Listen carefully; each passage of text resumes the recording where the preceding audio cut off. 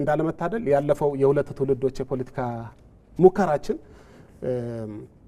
የስኬት ስላልነበረ ፖለቲካ ልክ እንደ ታቡ ወርድ የምንለው የምንሳቀቅበት ስናነሳው የምንሳቀቅበት እገሌ ፖለቲከኛ ሆነ ሲባል በፍርሃት በሰቀቀን የምናየው ወይ ለስደት ወይ ለእስር የሚዳረግ አንዳንድ ጊዜ ሲያልፍ ደግሞ ለአካላዊ ጥቃትና ለሞት የሚዳርገው ጉዳይ ውስጥ ገባ ብሎ እንደመተርጎም ይወሰዳል።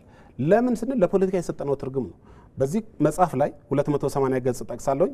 ፖለቲካን የሚተነትኑበት ጠቅላይ ሚኒስትሩ ፖለቲካ ስለ ጋራ ጉዳዮች የሚወስኑበት መንገድ ነው።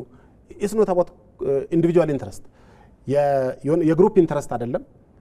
የአንድ የግለሰብን ጥቅም የማስከበር ጉዳይ አይደለም። የአንድ ቡድን ጉዳይ አይደለም። አጠቃላይ አንድ የኢኮኖሚ ማህበረሰብ ብለን የምናስበው ለምሳሌ ኢትዮጵያ ስንል ኢትዮጵያ ውስጥ የምንኖር ዜጎች በሙሉ አሁን የመጣንበትን ችግር ተንትነን አሁን ያለውን ነባራዊ ሁኔታ ገምግመን ወዴት መሄድ እንደምንፈልግ በጋራ የምንወስንበት መንገድ ይሄን የምናጠናበት መንገድ ነው። ፖለቲካ ይሄን የምንወስንበት ሂደት ነው።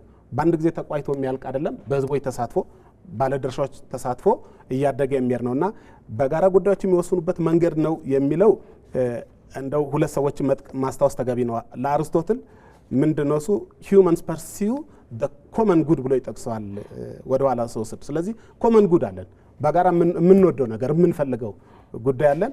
ለሩሶ ደግሞ ጀነራል ዊል ኦር ኮሌክቲቭ ኢንተረስት ብሎ ነው የሚጠቅሰው። ፖለቲካን ኮሌክቲቭ ኢንተረስት ነው። አንዳንድ ጊዜ ከዚህ በፊት የነበሩ ሐሳቦችን ትንሽ ማንጸሪያ አድርጎ ማስቀመጥ ተገቢ ይመስለኛል።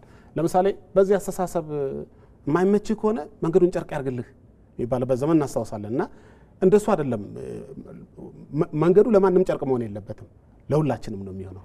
ስለዚህ ይሄ እኔን ነው የሚመለከተው። እኔ ባለ ጉዳይ ነኝ፣ እኔ ባለ ሀገር ነኝ፣ እኔ ባለቤት ነኝ። ፖለቲካውን እኔ ነኝም ወደምፈልገው ወስደው አንተ ተመልካች ነህ የሚለው አስተሳሰብ ማክተም አለበት የሚል ድምዳሜ ላይ ይሄ መሬት እንዲወርድ እመኛለሁ። የእሳቸው መጽሐፍ ይሄንን ነው